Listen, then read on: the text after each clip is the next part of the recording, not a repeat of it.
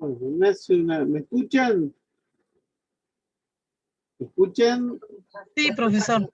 Bueno, buenísimo. Estoy viendo que me hace una cosa rara esta luz. ¿La puedo tomar un poquito mejor?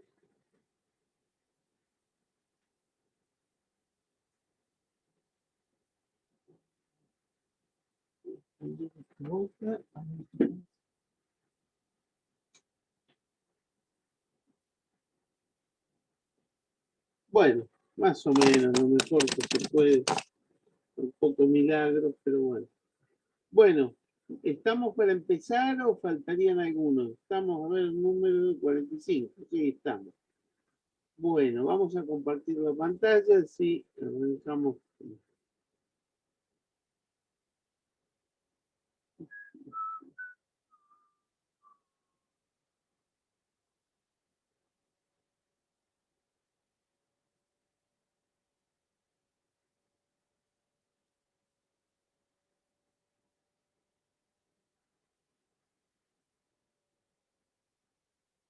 Bueno, les cuento, ¿están pudiendo ver bien la filmina? Sí, profe. Sí, profesor. Bueno, buenísimo. ¿Me escuchan bien o es necesario que me acerque más? ¿Cómo están? Todo perfecto. Por ahora se escucha bien. Bueno, buenísimo. Bueno, les cuento. Nosotros tenemos el parcial el lunes. Yo el viernes pensaba darles una clase más, pero me informan que por ser el día del docente no hay clase.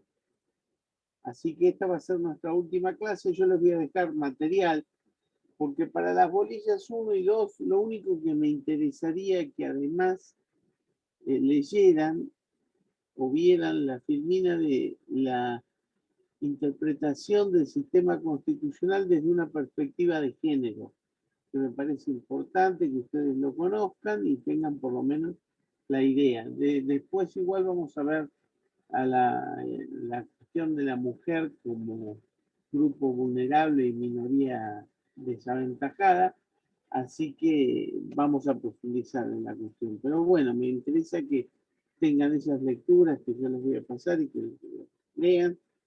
Y después, en la clase de hoy vamos a ver si podemos terminar de profundizar una cosa que es importante, que es, a mí me tocó en la unidad 4, los puntos 3 y 4, creo que es la lucha contra la impunidad y la idea de reparación.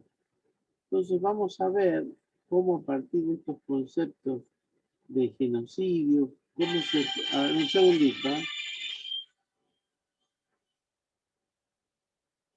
Jorge, estoy en clase, te llamo después.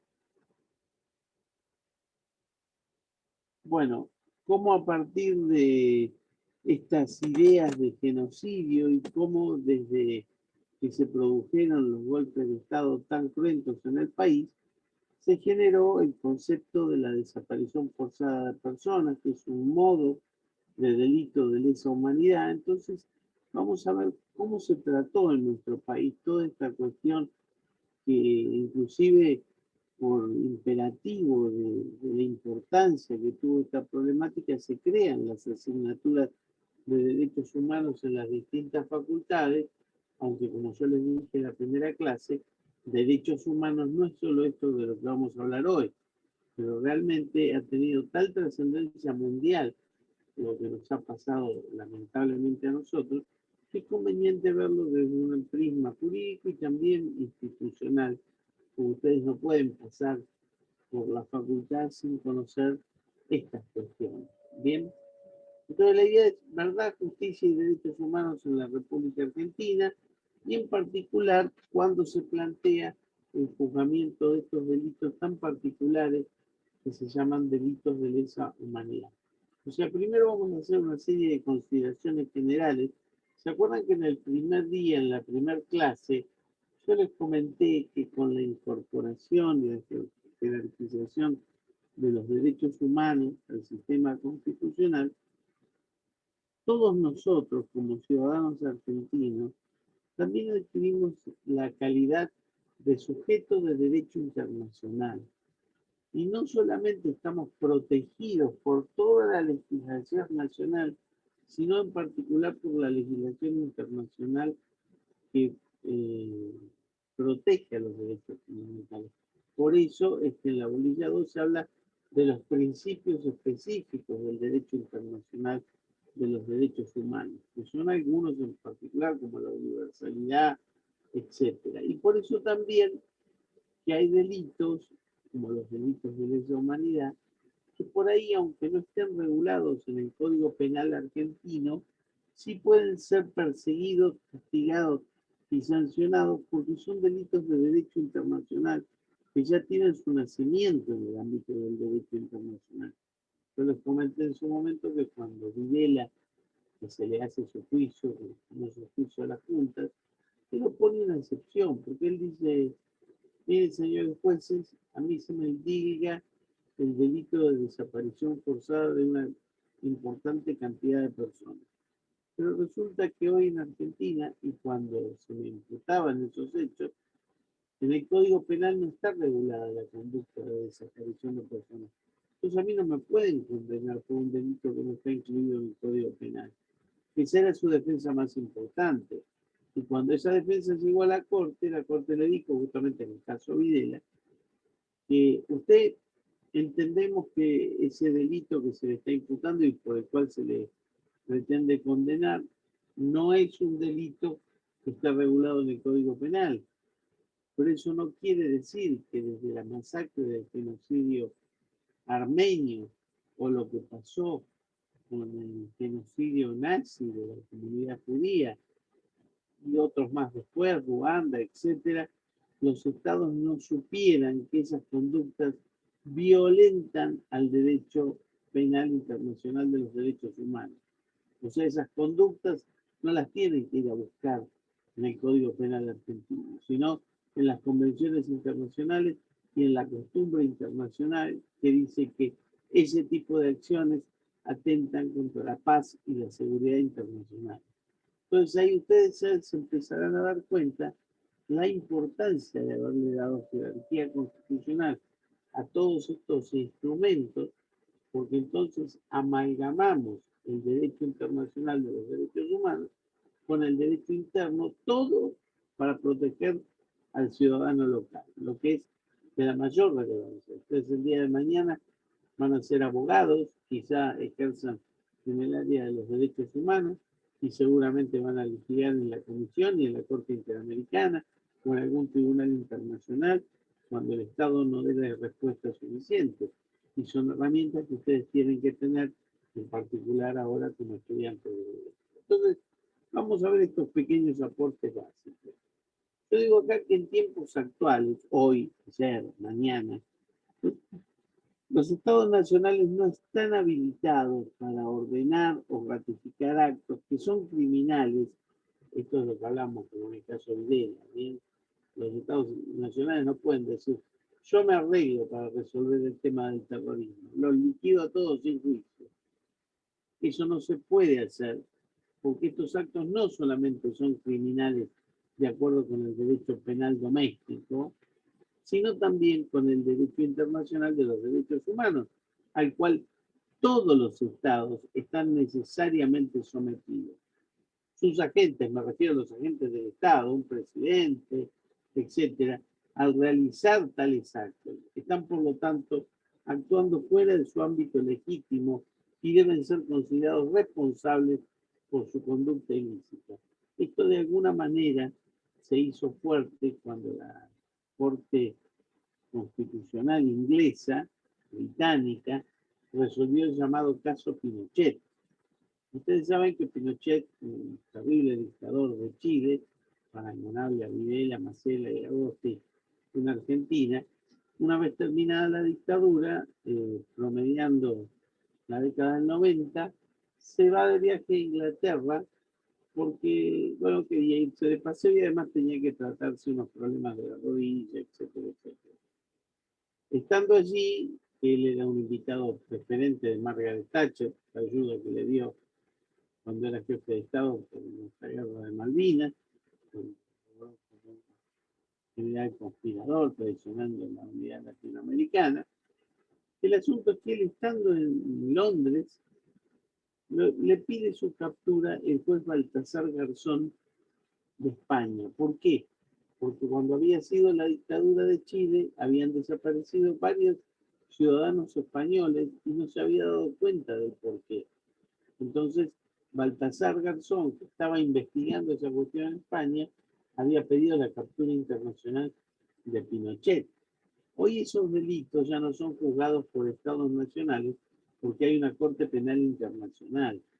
Pero no haber una Corte Penal Internacional cuando el propio Estado chileno no investigaba esos hechos, el juez del Estado español había decidido que era momento de investigar estos hechos porque involucraban ciudadanos españoles. Le manda un oficio al gobierno inglés y a la corte inglesa para que lo detengan a Pinochet y lo trasladen extraditado a España para que sea juzgado por tales hechos.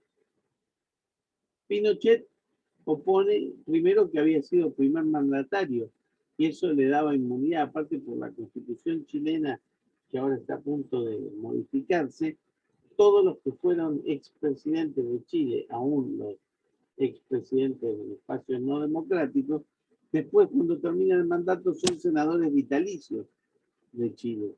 O sea, él dice, yo fui presidente y soy senador, tengo inmunidad, a mí no me pueden llevar. Por eso yo cuando empiezo esto digo, los estados no están habilitados para ratificar estos actos y sus agentes están fuera del ámbito de protección. Por eso en ese momento estaba dudoso. Entonces, ¿qué dijo la Corte inglesa? Después de un fallo muy importante, primero de primera instancia, después en Corte, la Corte dijo, en efecto, Pinochet no puede alegar inmunidad frente a los delitos de lesa humanidad, porque ningún presidente puede ser protegido si comete semejantes hechos aberrantes. Pero ¿cómo termina diciendo? Creo que los ingleses siempre le dan una vuelta de tuerca. Vemos que Pinochet está enfermo y no tiene conciencia como para afrontar un juicio.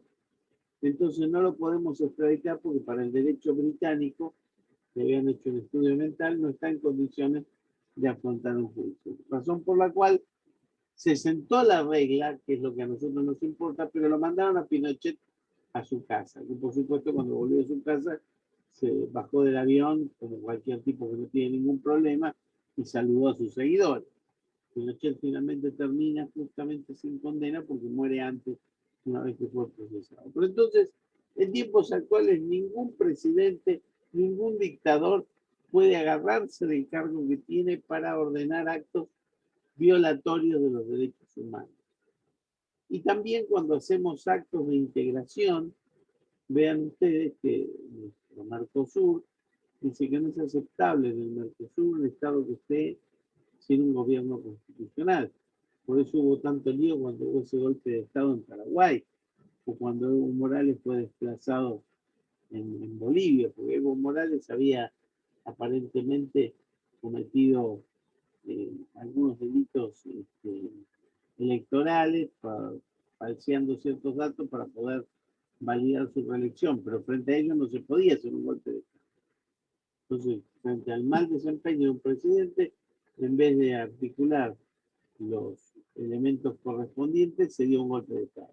Y en Paraguay se había dado otro golpe de Estado. Entonces estaba en duda qué pasaba con el Mercosur, que tenía uno o dos países que no tenían gobiernos democráticos. Al irse saldando los espacios democráticos, el Mercosur retomó esa cuestión. Verán ustedes que en nuestro artículo 75, inciso 24, se dice que la Argentina puede hacer tratados de integración siempre con respecto al espacio democrático y a los derechos humanos. Entonces, el sistema de derechos que nosotros vivimos y del cual yo les hablé tanto hasta el momento de hoy, se encuentra integrado por una dualidad concurrente que tiene una fuente nacional y una fuente internacional. Esto es bueno que lo sepan. Por eso hay que leer de doble manera el principio de legalidad. Nosotros siempre decimos que nadie puede ser penado por un hecho que no era considerado delito en el momento de su comisión. Yo no les puedo decir, bueno chicos, el que quiere se queda en la clase y el que quiere se va. Y mañana sale una decisión con modificación al Código Penal que dice todos los alumnos que se van de la clase merecen una pena de 6 meses de prisión. Los quiero meter presos a ustedes. Digo, no, cuando yo les permitía retirarse y ustedes lo hacían de voluntad, no existía la figura penal. Entonces, siempre en la Argentina, uno puede ser condenado por un hecho siempre y cuando al momento de cometerlo, ese hecho fuere considerado punible. ¿Qué pasa? Nosotros tuvimos este problema, y es lo que marcaba Videla, que al momento de existir la dictadura, no habían ratificado todos estos tratados de imprescriptibilidad de las acciones contra delitos de lesa humanidad, o el tema de que no son indultables ni amnistiables, y que son perseguibles, porque claro, la dictadura no quería saber nada con eso. Recién nosotros ratificamos todos estos instrumentos cuando asume el presidente Alfonsín en el 83, a principios del 84 se empiezan a ratificar desde el Pacto de San José de Costa Rica para todos los demás. Y años después la Constitución le da la jerarquía constitucional. Pero, ¿cómo juega entonces el principio de legalidad en el orden internacional? Bueno, yo acá lo pongo que hay una norma de comportamiento y una norma de represión. Porque en el derecho internacional la costumbre puede dar lugar a una norma de comportamiento. Cuando una conducta es seguida en forma indudable, continuada y sostenida por los estados, esa conducta es válida, y cuando es condenada de la misma manera, esa conducta es inválida. Por eso le dicen a Videla, desde el genocidio armenio, que se condenan los genocidios en el mundo.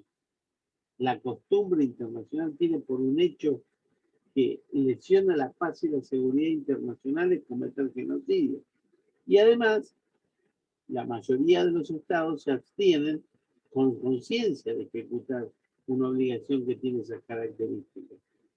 Vinculado a esta situación, entonces lo que decimos es que un hecho continuado, repetido por los años, por los estados, se transforma en un hecho punible. Y eso después se solidifica cuando se sancionan las convenciones que ratifican esa costumbre anterior. O sea que habría estos dos pasos. Y también en este contexto está la imprescriptibilidad de estos crímenes.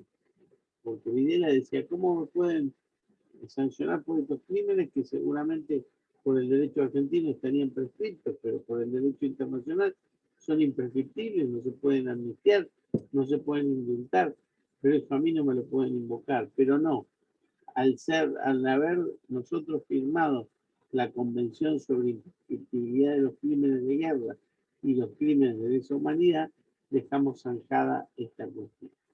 Por otra parte, calificar los delitos de lesa humanidad no depende de cada estado. O sea, no vale que la Argentina diga la desaparición forzada de personas para Argentina no es delito. Porque aunque dijera eso, no depende cuando se trata de un hecho violatorio al derecho internacional de los derechos humanos, no depende del Estado argentino calificar estos delitos, sino que depende de la comunidad internacional. Por eso digo que la calificación no depende de cada Estado, sino de los principios que derivan del derecho internacional. Y el principio que dice estos hechos aberrantes no se pueden cometer es, en el orden internacional, una condición necesaria para mantener el orden democrático y la pacífica convivencia. Por eso se dice que los hechos y delitos de lesa humanidad atentan contra la convivencia democrática y también la paz y la seguridad internacional.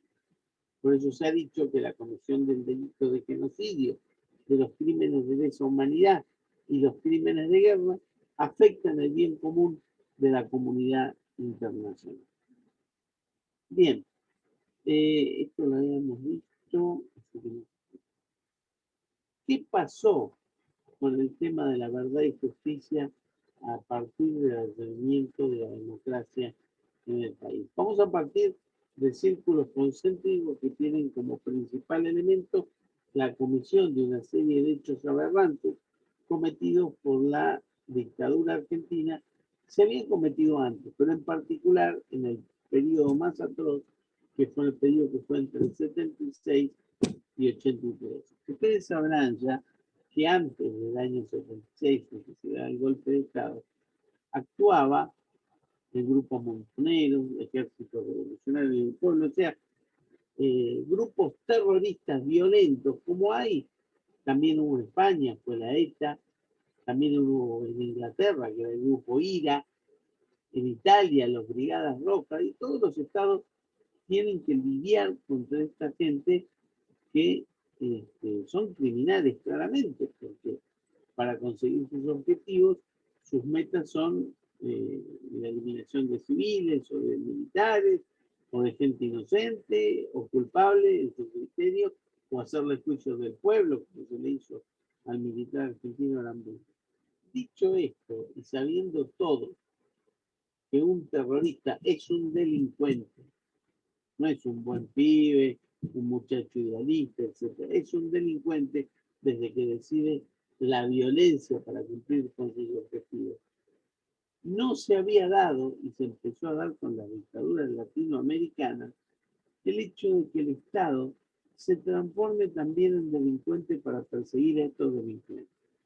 Bien decía Díaz Mallea que en la lucha contra los caníbales se permite cualquier cosa menos comerse a los caníbales.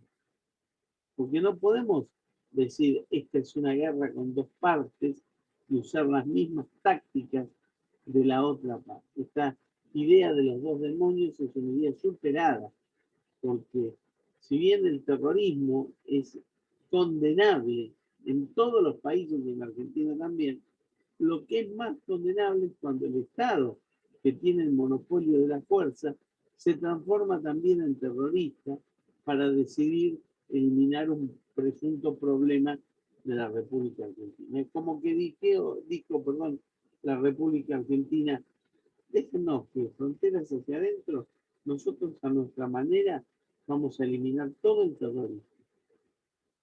Claro, los eliminaban haciendo desaparecer a los terroristas, a los sindicalistas, a los peronistas, si había algún judío también lo llevaban. En fin, empezó a ser tan discrecional esta actividad delincuencial del Estado que al final ya no se sabía a quién estaban llevando o no llevando, porque la estructura estaba definida para avalar la delincuencia en cualquier nivel. Estos hechos por eso fueron considerados aberrantes. Cuando el presidente Alfonsín asume su gobierno, en 1983, lo primero que hace es definir que un grupo de notables de la cultura, de la educación, de la investigación, se juntaran e hicieran un informe no judicial, un informe de corte político sobre lo que pasó en los años 2000. Es así que con el prólogo de su presidente, el escritor Ernesto Sábato, se hace la investigación y finalmente se redacta un libro que se llamó Nunca Más, con todos los testimonios recibidos por estas personas. Estos libros permitieron a los fiscales argentinos iniciar investigaciones para que los militares pudieran ser puestos en caja. Perdón. Vamos a ver si...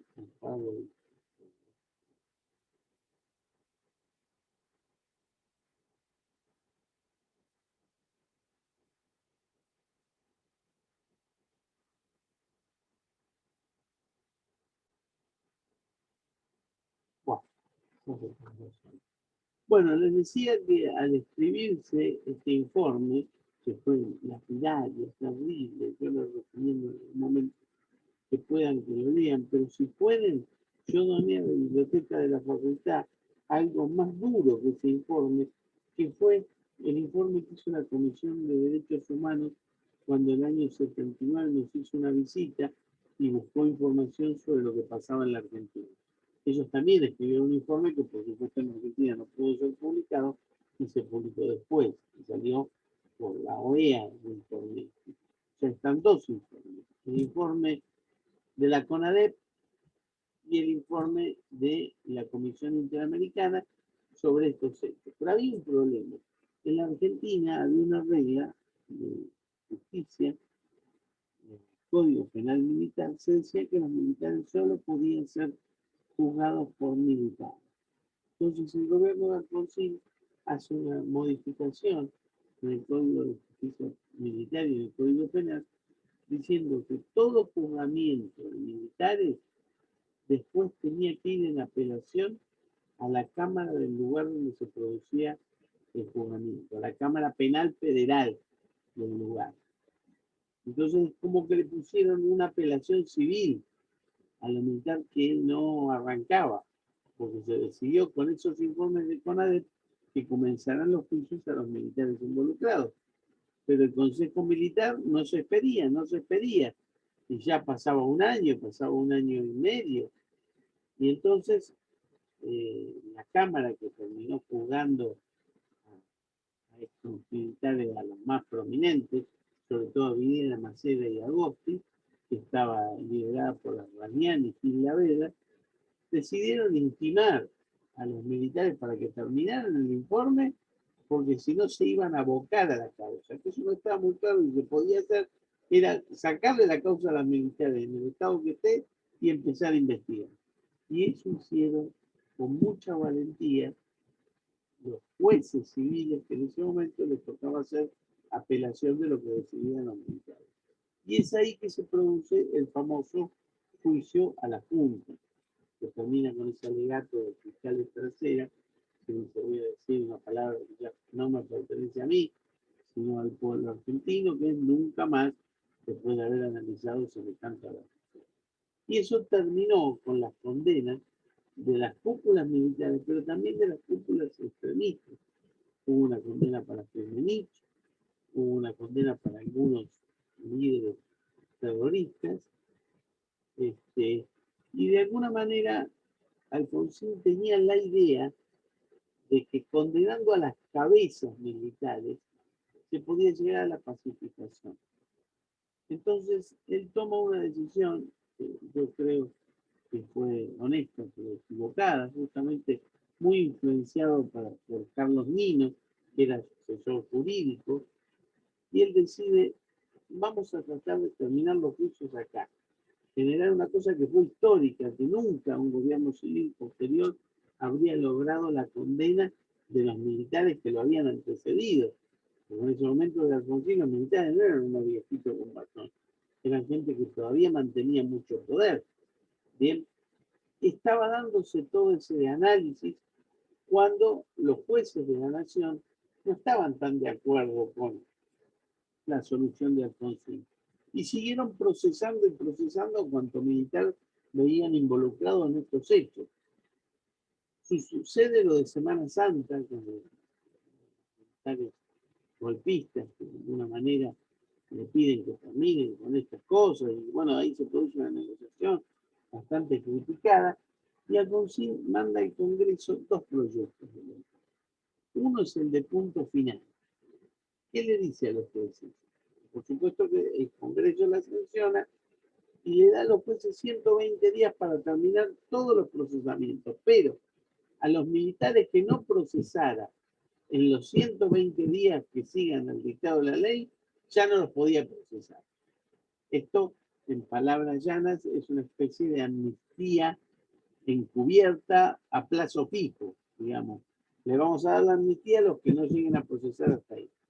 Claro, también le salió bastante mal esto al gobierno de Alfonsín, porque los jueces entraron a llamar a todo el mundo y procesaron a un montón de militares, aunque algunos quedaron fuera de los 120 días, muchísimos fueron procesados. Con lo cual, Alfonsín debe hacer la segunda ley, que es la ley de obediencia debida. Él dice, bueno, todas las personas de coronel para abajo se supone que recibieron órdenes de sus superiores para cometer esos hechos aberrantes, porque así Alfonsín cerraba su idea de la condena a las cabezas y no a los que estaban abajo. Esto generó mucha duda, mucha angustia, mucha gente decía, vamos a tener que convivir en la calle contra el represor que a nosotros nos hizo horrores en un campo de concentración, al punto que lo único que se salvó de estas dos leyes fueron aquellos juicios en los que involucraban la desaparición de menores. Todos los juicios que involucraban menores no estaban alcanzados por esta dos leyes. Por eso que Videla siguió vinculado, porque a él le imputaban la desaparición de menores, y algunos otros, digamos, eran los pocos juicios que quedaban vivos. Pero esto no termina ahí. Otro punto bajo fue que una vez que termina el gobierno de Alfonsín, el gobierno Menem quiere lograr la pacificación e indulta a los militares que ya habían sido condenados por el juicio de las juntas. Entonces, desde el 83 a la década del 90, se había llegado al punto más alto y se había dado marcha atrás que había generado que todo lo que se había avanzado estaba perdido. Por eso las organizaciones de derechos humanos estaban muy doloridas, Argentina estaba muy mal vista, sobre todo porque esto de Menem hasta iba en contra de la propia idea de Alfonsín, que él decía las cabezas tenían que estar condenadas. Entonces él salvó a los que estaban abajo y Menem salvó a los que estaban arriba, en fin, estaban todos afuera. Por eso yo digo que después del primer círculo concéntrico está el juicio y condena a las juntas, muy bien, pero después tenemos acá la obediencia de vida, el punto final y los indultos, que es toda una marcha atrás. ¿Qué pasa? En 1994 los constituyentes asumen una queja contra esta cuestión. Entonces, sancionan el artículo 36 de la Constitución, que dice que esta Constitución mantiene su imperio aun cuando se produzca un golpe de Estado, y condena a todo militar que dé un golpe, y dice, estas personas no pueden ser ni indultadas, ni tampoco conmutadas sus penas. Y además, estas acciones son imprescriptibles, que lo pueden seguir buscando y persiguiendo. Pero claro, estaba el tema de las leyes de obediencia de vida y punto final. Se produce el juicio Camps, donde se plantea la inconstitucionalidad de estas jueces, de estas leyes, y la Corte dice, bueno, el Congreso argentino tomó una decisión, nosotros la tenemos que respetar, que es la decisión del perdón con esas características. Yo les puedo decir por qué son inconstitucionales las dos leyes. La ley de obediencia de vida es inconstitucional porque los únicos que pueden decir en un juicio que hubo una obediencia razonable y no pudo dejar de seguir la orden es un juez. Un juez en cada caso dice, a ver, en este caso en particular, yo creo que a este militar no le quedaba otra cosa que seguir la orden. Pero eso no se puede decir como regla general. Todos los que venían de coronel para abajo siguieron orden. Por eso es inconstitucional esa ley, porque le quita sus roles al Poder Judicial. Y la ley, punto final, que es una amnistía encubierta, también es inconstitucional porque nuestra propia Constitución y el derecho internacional de los derechos humanos dice que estos delitos no prescriben. Para hablar de la prescripción es bueno señalar que las sociedades democráticas, en general, todas las sociedades, cuando ustedes estudian, ya habrán estudiado Civil 1 o están en eso. ¿Están estudiando Civil 1 o ya la pasaron? Silencio total. Algunos estamos en obligaciones ya. Ah, bueno, entonces, algunos ya estamos en obligaciones. buenísimo. Sí, ya Igual, hicimos civil. los que dieron Civil 1, hay un punto que es el de prescripción. Bien, que la prescripción es cuando el paso del tiempo permite que uno gane un derecho o pierda un derecho. Acá lo que se pretende es que algunos delitos, cuando pasan algunos años, ya el Estado decide que no tiene más interés en perseguirlos. Por ejemplo, si el homicidio tiene una pena de 8 a 25 años y al tipo lo agarran a los 30 años de cometido el hecho, ya el Estado perdió el interés en buscar esa sanción, porque pasó más tiempo que el que hubiera pasado si hubiera estado condenado. Por eso, todos los delitos tienen un plazo de prescripción, que generalmente es el plazo de la pena. Pero hay delitos que son imprescriptibles. Esto lo dijeron Zaffaroni y Artibay en el caso Simón, que después vamos a ver, que es muy importante porque ellos dicen, hay hechos que la sociedad puede olvidar. Hasta un crimen aberrante un día se deja de lado, se olvida, más allá del dolor que le causa a la familia o a las personas que fueron asesinadas. Pero hay hechos que la sociedad no olvida fácilmente. Vean ustedes que con la irrupción de la dictadura militar del 76, 83 y la desaparición de personas, que algunos dicen, no fueron 30.000, fueron 8.000, pero los 30.000 es un término político, quiere decir desaparecieron muchísimas personas. Ese es un número político, ni 40 ni 8.000, es muchas. ¿Eso qué quiere decir? Que se han quedado, la sociedad ha perdido su derecho a la memoria. Ustedes saben, yo que soy hijo de italiana, yo cuando era chiquito estaba todos los días en casa con mi abuela, que solo hablaba italiano. Bueno, gracias a mi abuela, y que ella me ponía los discos de Gigliola Cinquetti y Domenico Modugno, que eran dos cantantes italianos de esa época, y me decía, si me la cantás en italiano te doy 5 pesos, no sé, o 10 pesos, lo que me daba. Yo por los pesos cantaba, bailaba, lo que sea. Pero la vieja me fue enseñando italiano, como me enseñó una serie de tradiciones de su padre, que era el peluquero en Sicilia, una cantidad de cosas hermosas que yo recuerdo, y yo hoy, después estudié italiano en Levante, pero yo pude ir a Italia y dar conferencias en italiano, en mucho y en muchísimo, eh, gracias al aval de mi abuela. Lo que me enseñó mi abuela, poder aprender el dialecto siciliano, que en algunos espacios de Sicilia ya no se habla más, y yo iba y me pedían que hablara para ver cómo se hablaba un dialecto que ni ellos mismos a veces sabían hablar. Con esto que les quiero decir, la relación entre padre y nieto es colosal para la edificación de la memoria histórica de una sociedad. Imagínense a la gente que le han sacado los hijos, que le han sacado los nietos, que hay nietos que no saben quiénes son sus padres, quiénes son sus abuelos, que crecieron con un usurpador, bien, y entonces ese quiebre de la memoria histórica en Argentina, que fue muy grande, ha hecho que nosotros tengamos una situación muy dolorosa, y por eso dice Zaffaroni, no se puede pretender que estos delitos prescriban en 15, 20, 25 años, porque el dolor que producen es tan grande que afectan a varias generaciones. ¿Me siguen esta situación? Bien.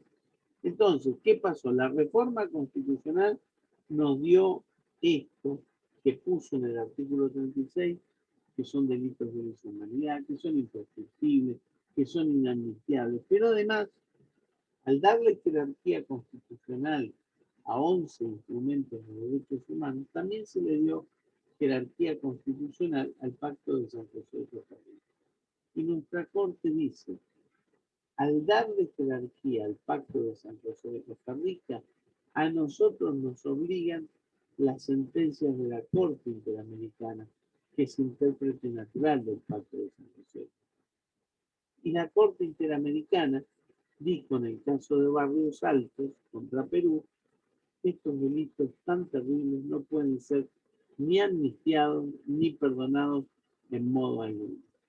Recuerden esto porque esto le dio sustancia a la Corte para que en una segunda ocasión pudiera declarar la inconstitucionalidad de estas dos leyes tan complicadas. Claro, yo acá le pongo como última cuestión los retrocesos en base a la jurisprudencia reciente, porque en forma reciente, en un par de fallos, nuestra Corte dice, no siempre hay que seguir a la jurisprudencia de la Corte Interamericana. La seguimos únicamente cuando nos condena a nosotros, pero si el caso fue con otro país, nosotros no estamos obligados a seguirlo. Y esto fue muy criticado y la Corte nuestra tuvo que desdecirse. Entonces, estos círculos concéntricos, de alguna manera, los ponen en situación de qué fue lo que pasó. Vamos a ver dos casos muy importantes que marcaron la irrupción de la verdad y justicia después de este momento tan duro. Porque después tuvimos el ascenso al poder del presidente Kirchner, que él sacó los cuadros de los dictadores de lo que es la casa militar y pidió disculpas por no haber hecho una disculpa que yo creo no es tan valiosa porque no se puede dejar de señalar lo que hizo Alfonsín con el juicio a la Junta, más allá de que después Menem dio el indulto. O sea, no es que el país no hizo nada y que Kirchner era el primero que se ocupaba de esto. ¿Qué quiere hacer Kirchner? Quiere que el Congreso declare la nulidad de estas leyes, cosa que el Congreso de la Nación hizo. Pero el Congreso solo puede legislar o derogar una ley.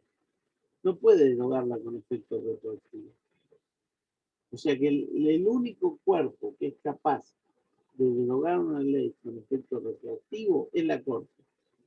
Por eso, primero vino el Congreso que como acto político derogó estas leyes y declaró su nulidad absoluta e insanable. Pero eso no motivaba que lo que ya se había resuelto en justicia estaba ya resuelto. Entonces, con la Corte nueva que vino en ese momento, que es la Corte que integraron Zaffaroni, Al-Subay, la civilista, y Bogiano y Fay en sus disidencias, fue la Corte que tiene que trabajar sobre este caso Arancibia Clavel. Acá yo les doy un detalle de todas las presidencias y lo que pasó con cada uno. Con Alfonsín, juicio a las juntas, pero obediencia de y punto final. Con Menem los indultos. Con De la Rúa no pasó demasiado porque no duró demasiado. Con Kirchner tuvimos la nulidad de esas dos leyes y después la Corte que declaró la inconstitucionalidad, y con el presidente Macri hubo un cierto vuelco de la Corte en el sentido de no acatar todos los fallos de la Corte Interamericana, que por suerte hoy está revertido. ¿Qué pasó en este caso Arancibia Clavel? Este es el famoso caso Prats, donde había un militar chileno que fue asesinado por una bomba y algunos de los que habían cometido ese hecho estaban en Argentina. ¿Bien? En este caso tenemos a Arancibia Clavel, que era uno de los involucrados en este asesinato. Cuando el caso llegó a la Corte, ¿qué pasó? La querella, que era la Fiscalía del Estado, no había mantenido el agravio que siempre había mantenido, diciendo que este tipo de delitos no son prescriptibles. Ustedes saben que si yo voy llevando un caso y pongo un agravio, yo creo que este hecho es imprescriptible, lo tengo que mantener en todas las instancias hasta llegar a la Corte para que la Corte lo trate, porque si no la Corte nunca trata un agravio que no ha sido mantenido.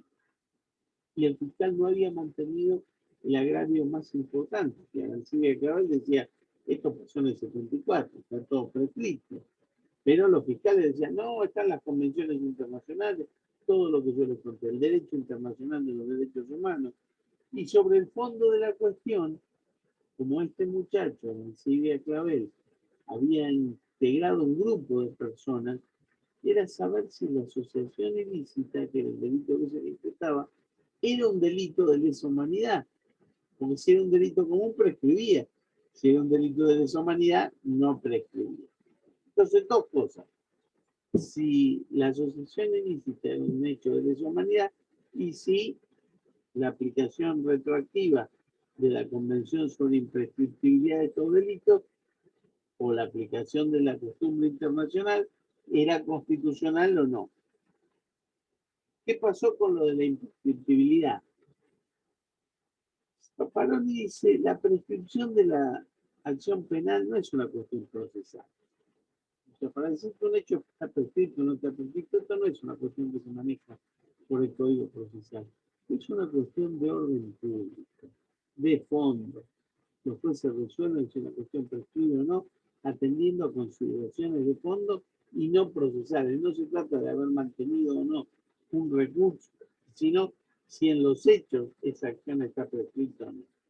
La omisión de considerar si esto está prescrito o no puede comprometer la responsabilidad del Estado. Pero imagínense que si Arancibia Clavel le decían, usted sacó porque el hecho está prescrito, el Estado argentino iba a la Corte Interamericana.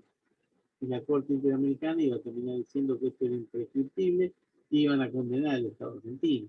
Entonces la Corte, como dijimos, recuerden lo que les dije en la interpretación constitucional, un juez que dicta una sentencia tiene que tener en cuenta los efectos de esa sentencia.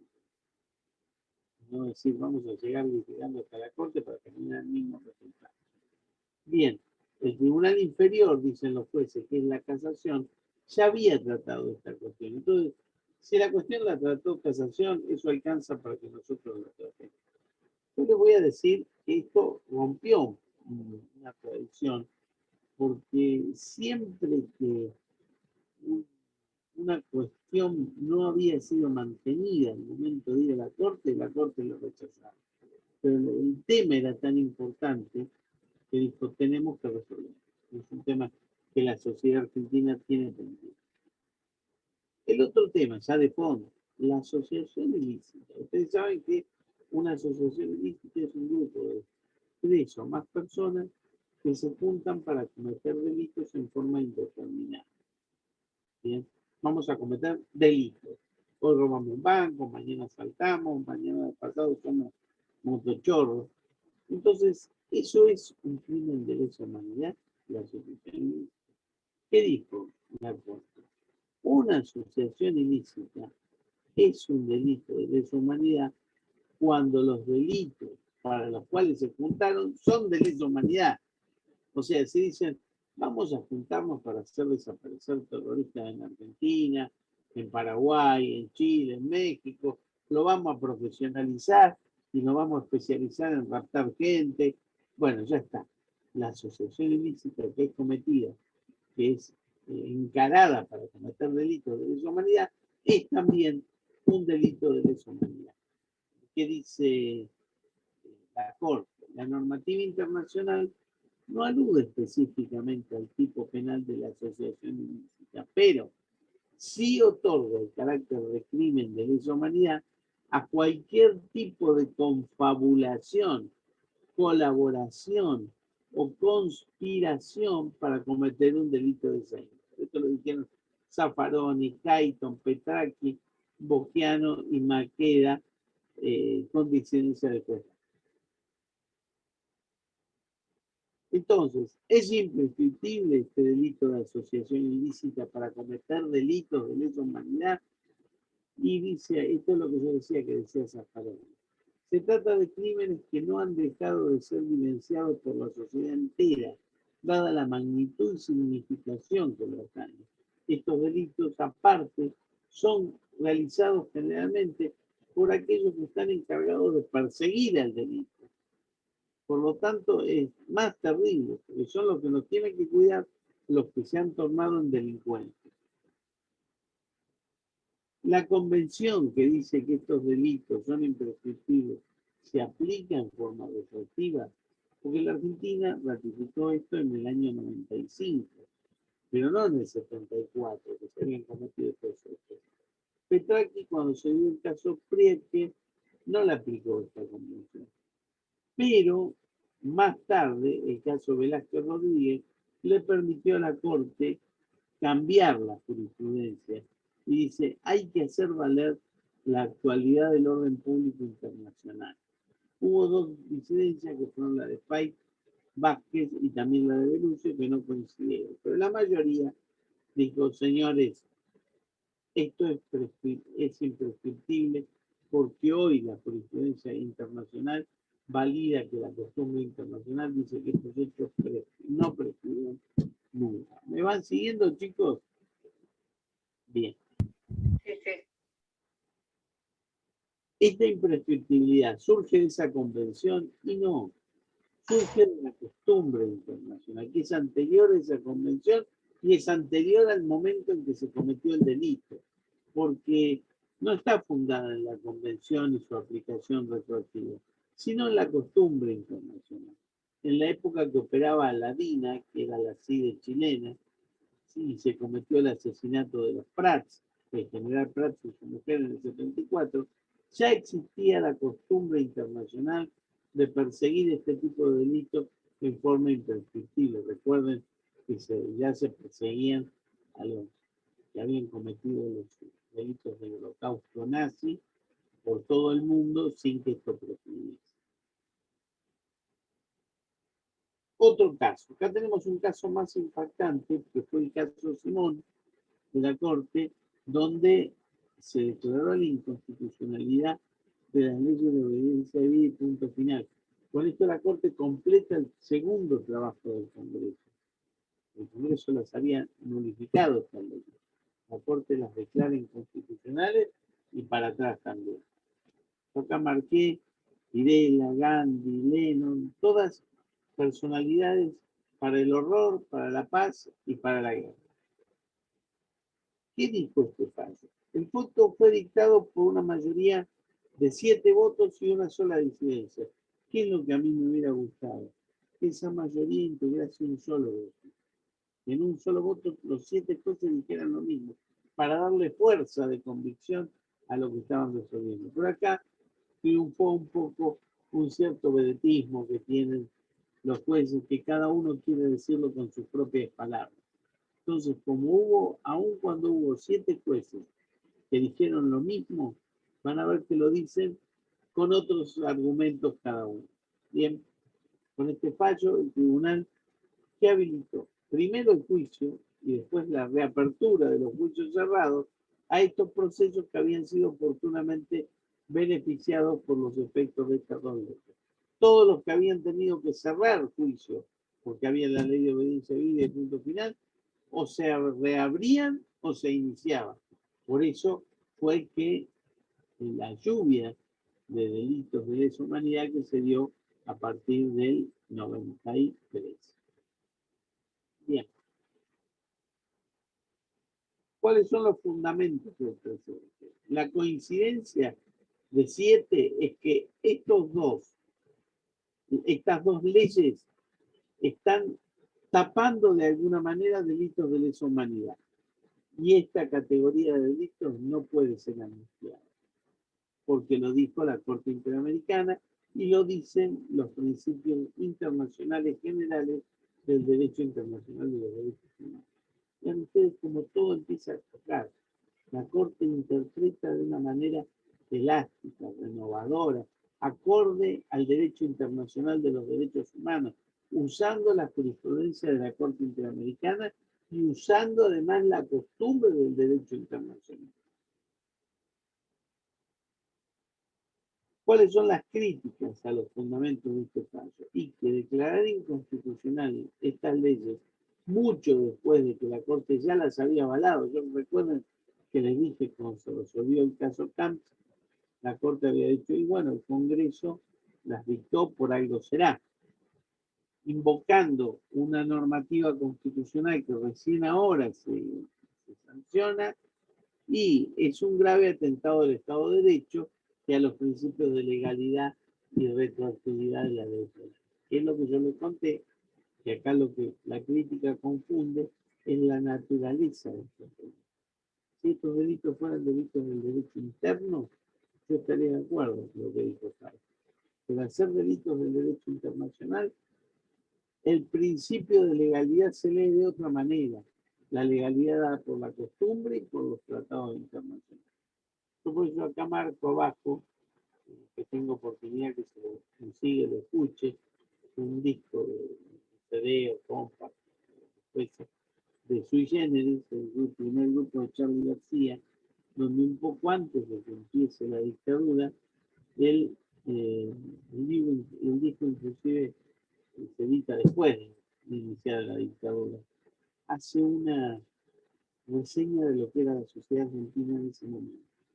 Y cada canción tiene que ver con una situación. Yo les sugiero el Show de los Muertos, que habla de las desapariciones, con mucha sutileza, mucho antes de que muchos otros hablaran del tema. Las increíbles aventuras del señor Tijeras, que habla de la censura previa. ¿Para quién canto yo entonces? Donde decía, señores, los humildes nunca me entienden, y el que yo quiero, para el que yo quiero hablar nunca está. Bien, así que sugiero que en el momento de estos hechos tan graves ustedes puedan circular un poquito por este día. Vamos a ver acá cómo fueron dándose los grupos de votos. Primero, Maqueda y Bosquiano votaron juntos. Bosquiano, que es un juez que ya no está en la corte, era el internacionalista, o sea que muchos esperaban su voto porque era un especialista en derecho internacional. Y Maqueda había sido convencional constituyente, así que era otro voto esperado. Maqueda dice, el derecho internacional, que es el derecho vigente, tiene carácter imperativo y de ahí deriva que los delitos investigados son imprescriptibles y son inadmisibles. Si el derecho internacional dice que los delitos de lesa humanidad no se pueden amnistiar y son imprescriptibles, eso es lo que hay que tratar. Bosquiano dice que esta imprescriptibilidad y inamnistiabilidad de los delitos de lesa humanidad eran normas de derecho internacional consuetudinario que estaban vigentes al momento de la comisión de estos delitos. Dice, los artículos 18 y 118 de la cuestión de la Constitución no chocan, sino que se complementan. Votos de las mujeres. Argibay, creo que ha sido, ya falleció, la mejor jueza que ha tenido nuestra corte, y una de los mejores jueces entre varones y mujeres que ha tenido nuestra corte. Y Hayton, que es una gran civilista, que ahora ya está un poco mayor, pero también es importante. ¿Qué dijo Hayton? Estos hechos son delitos de lesa humanidad. Y el derecho internacional dice que son imprescriptibles e inadmisibles, no hay más que hablar. Y Argibay, es lo otro que yo les digo, una jueza genial, efectúa una interpretación finalista del principio de legalidad. Pero dice, bárbaro. En el caso Camps, la Corte dijo, hay que aceptar al Congreso argentino que dictó estas leyes y era la representación del pueblo. Pero hoy no vamos a decir que tiene más fuerza la representación del pueblo cuando reformó la Constitución y el repudio de este tipo de leyes lo escribió en la Constitución. Dice, ni hablar, esta Constitución está superando lo que es la interpretación de la legalidad del momento en que se dictó el caso Camps. Entonces, el Congreso además ratificó la Convención de Imprescriptibilidad y después le dio jerarquía constitucional. Entonces, ¿qué estamos hablando del principio de legalidad? Si esa ley del Congreso fue altamente rechazada posteriormente por el Congreso, por el Constituyente y por tratados con jerarquía constitucional. ¿Qué dijeron Zaffaroni y Lorenzetti? Lorenzetti todos los conocen, fue presidente muchos años de la Corte, y a Zaffaroni también, jurista muy reconocido, pero también muy polémico. Zaffaroni dice que el derecho internacional integra ya el derecho argentino y tiene supremacía sobre las leyes internas. Entonces, la modificación del carácter amnistiable de estos delitos no altera el principio de legalidad. O sea, que digamos que estos delitos son inamnistiables no toca al principio de legalidad. Y Lorenzetti apela a los principios morales básicos. Señores, estamos hablando de dictadores que vulneran los derechos humanos. Y esto informa a todo el ordenamiento jurídico. Lorenzetti tiene una opción mucho más naturalista. Ciertos principios son evidentes, nadie puede negar su ignorancia, nadie puede desconocerlos. Coincide Lorenzetti en que estos hechos sean amnistiables, no toca a la regla de la legalidad. Y después dice algo que me pareció importante rescatar: los jueces tienen que interpretar la concepción de justicia que la sociedad posee al momento de dictar el fallo. ¿Con esto qué quiero decir? En este momento que nosotros estamos dictando este fallo, nadie quiere la vigencia de las leyes de obediencia de vida y punto final. Y la disidencia del juez Fay, que para mí fue uno de los grandes jueces de la Argentina, aunque yo no coincido con esta posición que tuvo, pero fue la posición que tuvo en toda su vida. Él dice que es imposible aplicar retroactivamente en contra del imputado una disposición penal, aun cuando sea del derecho internacional. Y no se puede alegar la costumbre frente a las exigencias de la ley. Así que acá ustedes, muchachos, tienen para interpretar las dos posiciones, después leerán la termina con algún detalle. Y después tuvimos todos esos. Fallo Fontevecchia, que fue un fallo en el cual estos fallos se dictan en tiempos en que el presidente Menem va a su segundo periodo de reelección y en el medio muere su hijo. Entonces está con esa situación, un gran dolor. Y en el medio le aparece que tiene un hijo natural, que era el famoso Nair Menem, el chico que anda ahora con problemas de drogas, siempre está en los medios. Este pibe se lo alega como un hijo natural de Menem. Entonces Menem alega que esto está invadiendo su vida privada, que lo ofende, y le hace un juicio a la editorial Carpilla y Fontevecchia. Y se lo gana. Entonces Fontevecchia le tiene que pagar una indemnización por haberse introducido en la intimidad del presidente. Pero además de eso, Fontevecchia hace una denuncia en la comisión y la causa termina en la Corte Interamericana. Y la Corte dicta su fallo en los primeros meses del gobierno de Macri y sostiene que en realidad Fontevecchia no violó ningún derecho, era su derecho a informar, porque que este chico era hijo de Menem era real, no estaba informando una mentira. Y eso los políticos tienen acotado su marco de intimidad y esto no podía llegar a ser algo que lo violentara. Entonces, dicta una sentencia diciendo, el caso Fontevecchia viola a la Convención Americana. La Argentina tiene que publicar este fallo en dos de los diarios más importantes, debe devolver la indemnización a Fontevecchia y la Corte debe tomar nota y modificar su fallo para ajustarlo a lo que dice la Corte Interamericana. Cuando el fallo llega al país, el gobierno devuelve el dinero a Fontevecchia, publica el fallo y por medio de la Cancillería le comunica a la Corte para que modifique su sentencia. Y la Corte dice, un momentito, la Corte Interamericana puede condenar a la Argentina, pero no es una apelación de la Corte Suprema, porque la Corte Suprema es instancia final. Entonces no nos puede revocar ninguna sentencia, y entonces no lo vamos a tratar. La Corte Interamericana saca otra resolución donde menos lindo lo dice de toda la Corte Argentina, y finalmente, ¿cómo se resuelve esto? La Corte a la sentencia que dictó le pone un agregado. Esta sentencia fue declarada violatoria de la Convención Americana de los Derechos Humanos. En fecha tanto, en el caso tanto, por la Corte Suprema. Con eso tuvimos paz de nuevo. Después hubo otro caso probado también, el caso Muiña, que fue la aplicación analógica del 2x1 a represores, que fue toda una cosa muy discutida, porque como la Corte dice, los represores tienen el mismo derecho que quienes no son represores, a decir que por cada 2 años sin sentencia, por cada año sin sentencia vale por 2. Y esto generó tanta aversión popular que el Congreso tuvo que sacar una nueva ley diciendo que el 2x1 no es para represores, y entonces la Corte se ajustó a esta situación. Y en el fallo Villamil, la Corte había dicho que las acciones civiles de reparación por violaciones a los derechos humanos, a diferencia de las penales, estas sí prescriben. Pero en este año pasado, el Congreso dictó una nueva ley diciendo que las acciones civiles tampoco prescriben. Y o sea, toda esta situación de la Corte en materia de derechos humanos, que fue para atrás, fue modificada por el Congreso de la Nación o por la propia Corte Interamericana. Bueno, la Corte de Justicia entonces definitivamente tiene su nueva composición de 5 miembros.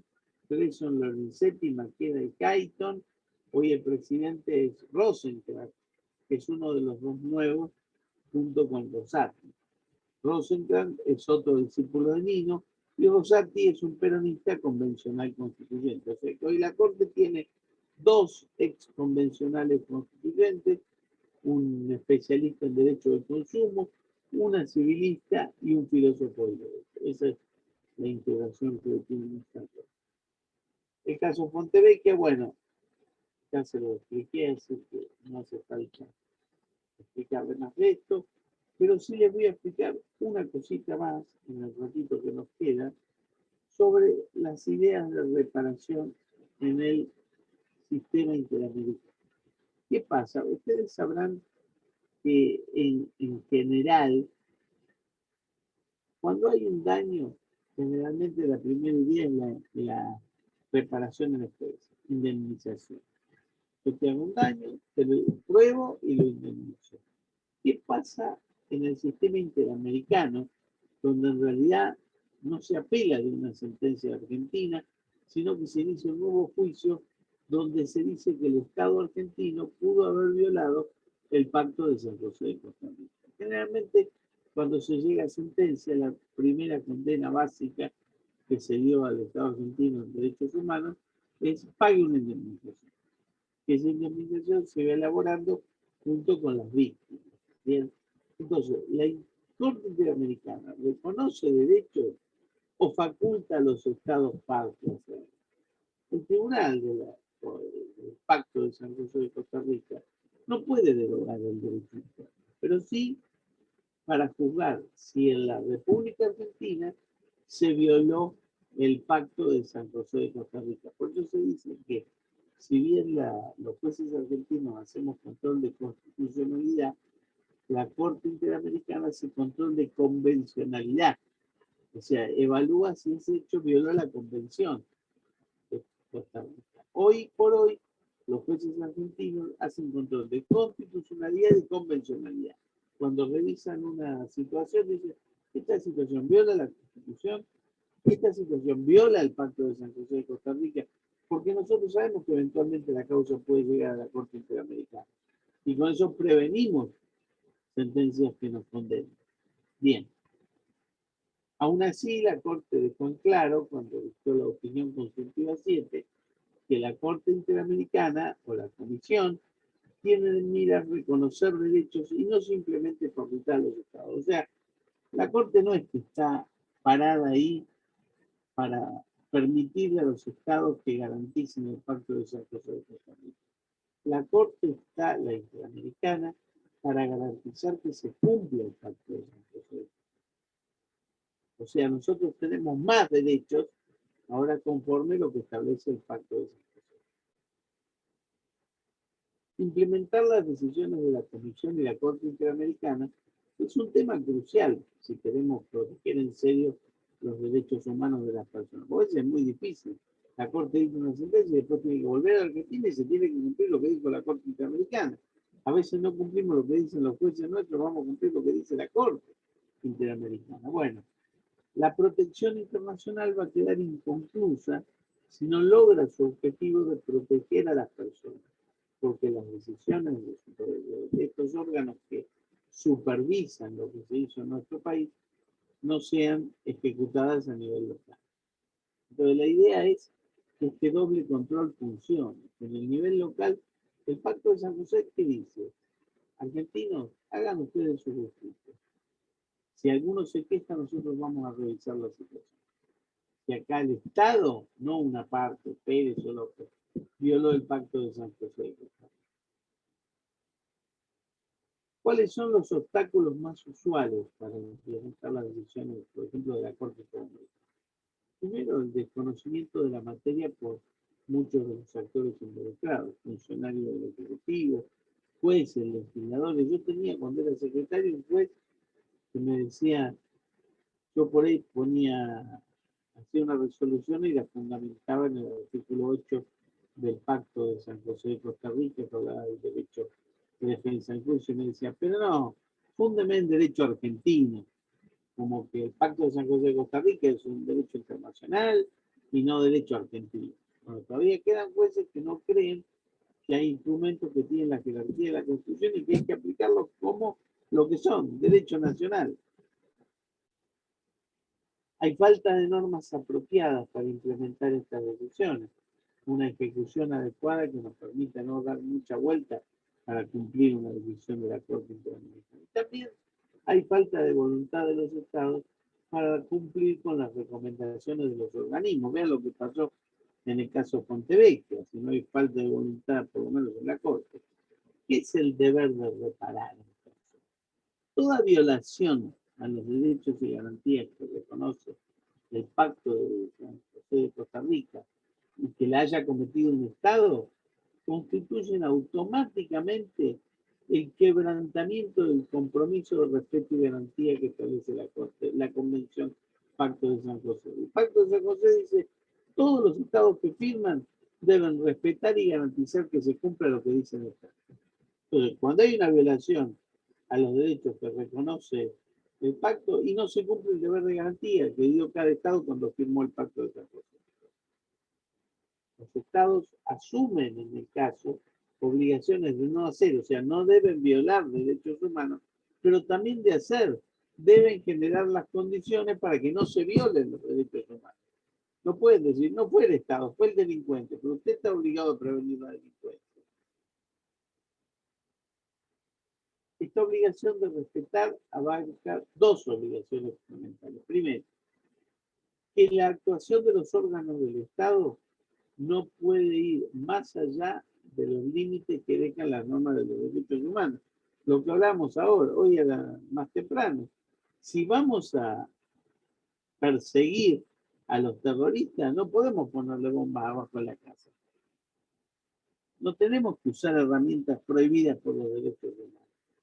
Bien, en este contexto hay que adecuar los sistemas jurídicos internos para asegurar la efectividad del goce de estos derechos.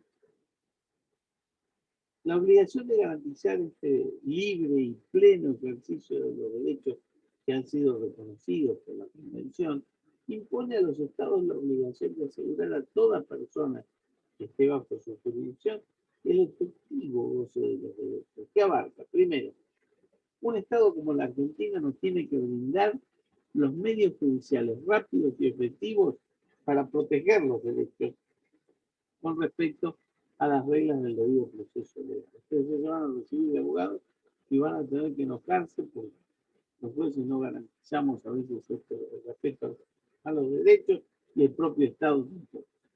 El deber de prevenir razonablemente la reiteración de violaciones a los derechos fundamentales.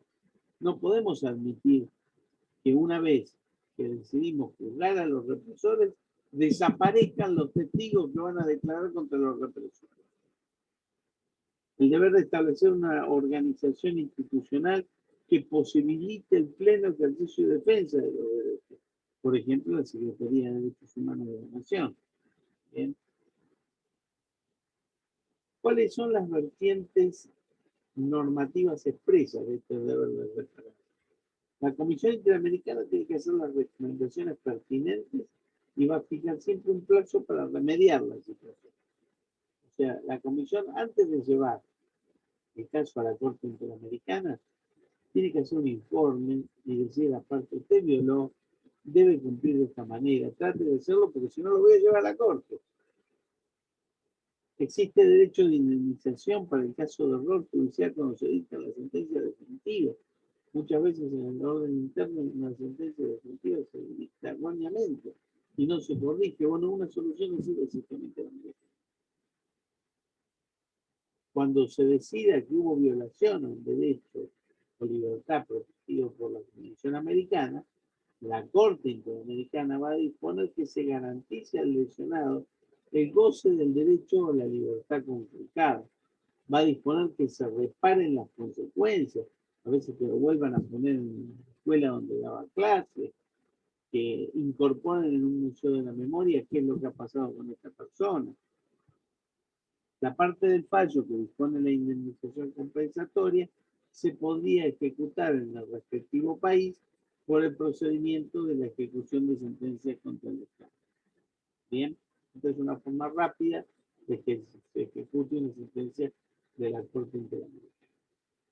La reparación puede ser invocada en cualquier estado de la causa. Uno llega a la Comisión Interamericana o a la Corte Interamericana donde ve que hay un daño irreparable, lo invoca en ese mismo instante.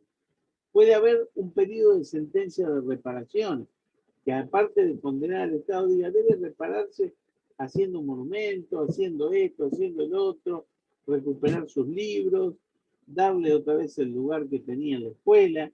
Los representantes de las víctimas o los familiares pueden en la etapa de reparaciones presentar sus propias quejas o sus propios proyectos. porque son los más interesados para que la reparación se produzca. ¿Cuáles son las formas de reparación? Una es la restitución. Bueno, volvamos a la situación que estaba dada antes de que se produzca el hecho aberrante. A veces no es posible. Porque una vez que la víctima sufrió la violación y la mataron, una restitución no se puede. También la indemnización, que es la más habitual, por los daños resultantes del ilícito que puedan ser evaluados económicamente. Por ahí le sacaron la casa, le sacaron todos sus bienes. La rehabilitación abarca las prestaciones que tiene que suministrar el Estado de las víctimas, como las medidas para establecer dignidad y reputación. A veces hay que darle una cura por el resto de su vida, psicológica, física, aparte de restablecer su dignidad, sacar en los medios que era una persona de bien, que fue injustamente maltratado por los militares, por supuesto su reputación. También la satisfacción y garantías de no repetición, que el Estado garantiza que nunca más va a volver a hacer una cosa así. ¿Qué hizo la Argentina para reparar? Primero creó la CONADEP, que con la CONADEP se pusieron a la vista todos estos hechos. Y después el juzgamiento de los militares, que fue tan importante, que ¿saben lo que hizo Alfonsín? Mandó todas las constancias de juicio a Suecia para que esté guardado en la caja fuerte del rey, porque él tenía miedo que un golpe de Estado destruyera todas las constancias del juicio de la Junta, que era una cosa que nunca se había hecho hasta ahí. Después hubo leyes de reparación, entre el 84 y el 85, leyes para reparar a quienes habían sido víctimas de las violaciones a derechos humanos. Pensiones para cónyuges e hijos de estas personas desaparecidas. Normas de reparación económica para víctimas de violaciones a derechos humanos. Bueno, los indultos como forma de reparación fue muy cuestionado ante la Comisión Interamericana y la recomendación es reparar económicamente y no dar indultos. Bueno, creo que con esta clase un poquito, no digo pesada, pero un poquitito más dura, nos metimos en la cuestión. Primero, cómo funcionó la cuestión de los derechos humanos en Argentina. El desastre de la dictadura y cómo de a poco, con avances y retrocesos, se fue avanzando en la idea de verdad y justicia para que la sociedad pueda mejorar. Yo le expliqué todo esto, aparte les voy a dejar un escrito donde explica todo este desarrollo y la filmina.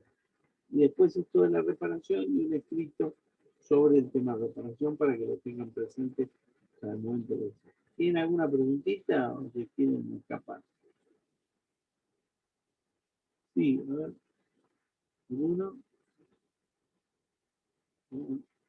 Todos tienen cara. Solo una cosa, profesor. El día del examen, ¿a qué hora es? ¿A las 8, a las 8:15? ¿Hay que conectarse primero? Noche igual, las chicas, las ayudantes alumnas con Soraya, lo que van a hacer es informar a los que van directo al recuperatorio porque no han hecho alguna de las actividades prácticas y paso a informarlos con tiempo porque si hubo algún error nuestro para que ustedes puedan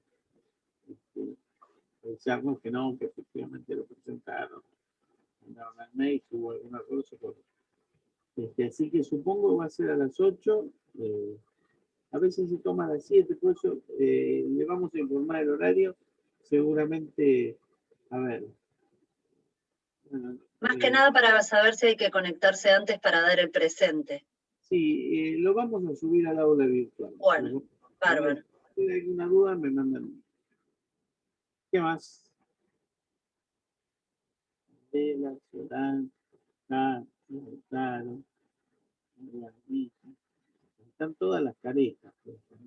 Profe, Sí, sí, no, tengo porque ya a esta hora estoy en un estado, sí, pero estoy acá. Le quería hacer una consulta. Digamos, porque estuve leyendo y no me quedó claro. Lo que se debe tener en cuenta para resolver, ¿son los fallos de la Corte Interamericana o los fallos y las recomendaciones también? No me quedó claro eso. todas las resoluciones, porque la Corte Interamericana dicta sentencias contenciosas, que son los fallos, y también opiniones consultivas. Si vos a mí como juez me haces una pregunta sobre una opinión consultiva, te saco carpiendo, porque los jueces no adelantan su sentencia. No pueden venir a decirme, mire, Jimena, ¿usted qué resolvería si yo mañana le planteo esto y esto? Yo no te puedo decir, no puedo adelantar. Pero como la Corte Interamericana es una corte política que trata de tener pocos fallos y trata de que todo el sistema se adecue, acepta dar opiniones consultivas. Entonces, por ahí un país le dice, ¿qué pasa si yo no cumplo con este derecho que dice que requiere de una ley para ponerse en vigencia? Entonces la Corte le da, le responde esa opinión. Entonces, para el país que le preguntó, es obligatorio. Y para los demás países, en principio no es obligatoria, pero si nosotros le dimos jerarquía constitucional, asumimos que estamos obligados. Entonces, las sentencias que nos condenan son obligatorias. Las sentencias que condenan a otros países, nosotros dijimos que es de interpretación obligatoria. Y las opiniones consultivas también porque le dimos a todo ese paquete de jerarquía constitucional. Por ahí podemos dudar si lo que dice la Comisión Interamericana, que hace recomendaciones, eso es obligatorio o no. En alguna época dijimos que sí, en otra época dijimos que no. Pero para mí, lo que dispone la Corte Interamericana nos obliga. Aunque es cierto, Perfecto, gracias. lo que dice la Corte Suprema, que no puede revocarnos una sentencia. Pero lo que dice obliga al Estado argentino.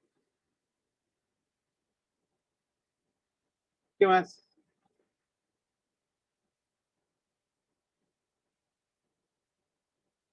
Bien. Porque eran 35. Pero yo creo que son 35. Hay 30 fotos y 5 que se quedaron ahí colgadas. Bueno, me voy a comer. Adiós, prepárense bien. Cualquier cosa me mandan un mail o hablan con las chicas. Bueno, muchas gracias, profe. Gracias. Chao, profe, gracias. Buenas noches. Buenas noches.